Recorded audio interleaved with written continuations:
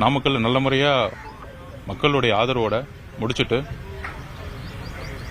என்ன டைம் காவல்துறை சொன்னாங்களோ 3 to 10, இன்ஃபேக்ட் காலையிலிருந்து தலைவருடைய நாமக்கல் வருகையாகட்டும் பிரச்சாரமாகட்டும் எங்களுடைய சொந்த லைவ் ப்ரோக்ராமில் எல்லா மீடியாவுக்கும் லிங்க் கொடுத்துட்டு இருந்தோம். ஸோ தலைவர் எங்கே இருக்கிறாருன்னு தெரியும்.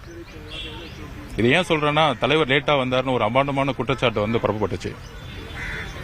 ஸோ 3 to 10 என்ன காவல்துறை சொன்னாங்களோ அந்த இடத்துல தான் நாங்கள் கரெக்டாக போனோம்.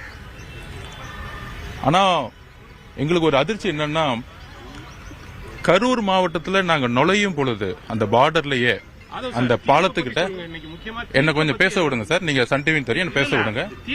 என்ன பேச விடுறதுக்கு என்ன எல்லாம் சொந்தம் இருக்கு எனக்கு. சோ நீங்க தடுக்காதீங்க.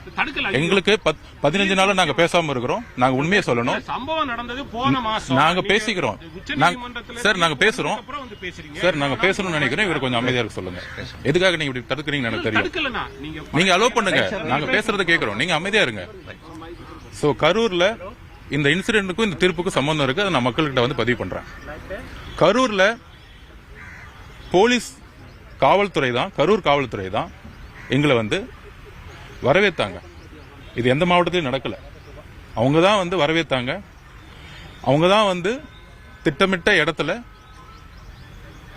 கொண்டு போய் அந்த இடத்துல நின்று பேசுங்கன்னு சொன்னாங்க. ஒட்டுமொத்த காவல்துறையும் வந்து ரோப்பை கொண்டு போய் ஒண்ணு வந்து வச்சா எந்த இடத்துல நிப்பாட்டினாங்களோ அந்த இடத்துல நிப்பாட்டினாங்க.